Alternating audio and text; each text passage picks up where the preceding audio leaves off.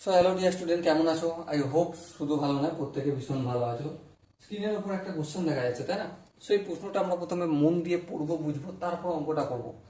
কি বলেছে দেখো, বলেছে যে যদি two cos square x, two cos square x equal to 7 sin x -2 হয়, তাহলে এক্স সমান কত সেটা আমাকে বের করতে হবে।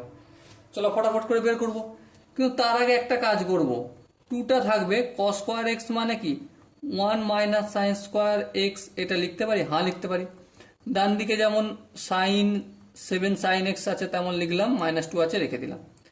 এবার দেখো 2 এর সঙ্গে 1 গুণ করলে 2, 2 এর সঙ্গে -sin x গুণ করলে -2 sin² x equal to 7 sin x -2।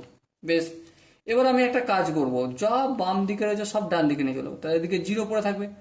তাহলে -2 sin² x এদিকে আসলে কি হয়ে যাবে, +2 sin² x।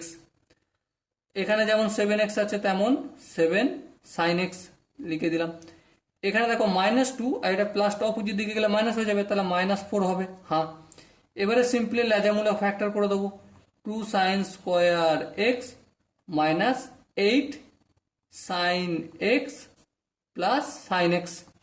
দেখো -8 sin x plus sin x, তাহলে কি হবে, -7 sin x হবে। -4 যেমন আছে তেমন থাকলো।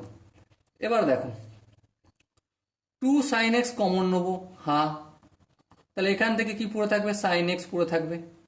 আর এখান থেকে sin x কমন নিয়ে নিচ্ছি, আবার 8 এর মধ্যে 2 কমন নিয়েছি, তাহলে কি পড়ে থাকবে 4। এখান থেকে তো আমি +1ই কমন নিতে পারবো, আর কিছু নিতেই পারবো না। এবার দেখো এই sin x -4, এই sin x -4 কমন নেবো, হ্যাঁ, তাহলে sin x -4 কমন নিলাম। কি পড়ে থাকবে 2 sin x প্লাস 1।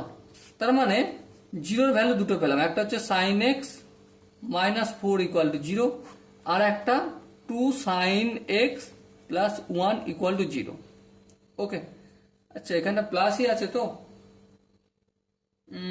কোনো জায়গায় ভুল হচ্ছে কি, আই থিঙ্ক হ্যাঁ একটা জায়গায় ভুল হয়েছে।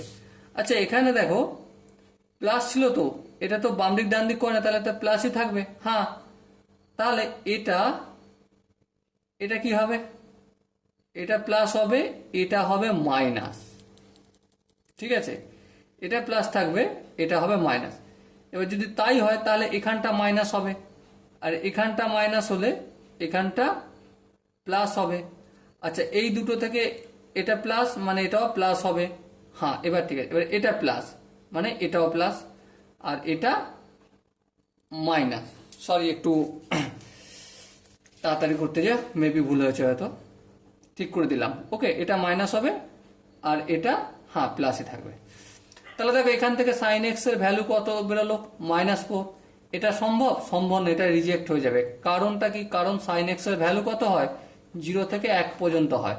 ওকে, এবার এখানটা দেখো 2 sin x ইকুয়াল টু কি, -1টা অপোজিট দিকে গেলে +1, তাহলে sin x এর ভ্যালু কত হলো, 1 এর 2, 2টা গুণ আছে অপোজিট দিকে গেলে ভাগ আসবে। ঠিক আছে, এবার বলো সাইন কত ডিগ্রি মান, হাফ। প্রত্যেকে জানো সাইন 30 ডিগ্রি মান হাফ, তাহলে এক্স সমান কত হলো 30 degree. Okay, so my dear Watson, I hope তোমরা অঙ্কের প্রতিটা স্টেপ বুঝতে পেরেছো। এবার দেখো এখানে যে 4টা অপশন আছে তার মধ্যে 30 ডিগ্রি মানে কি, 30 ডিগ্রি মানে π/6।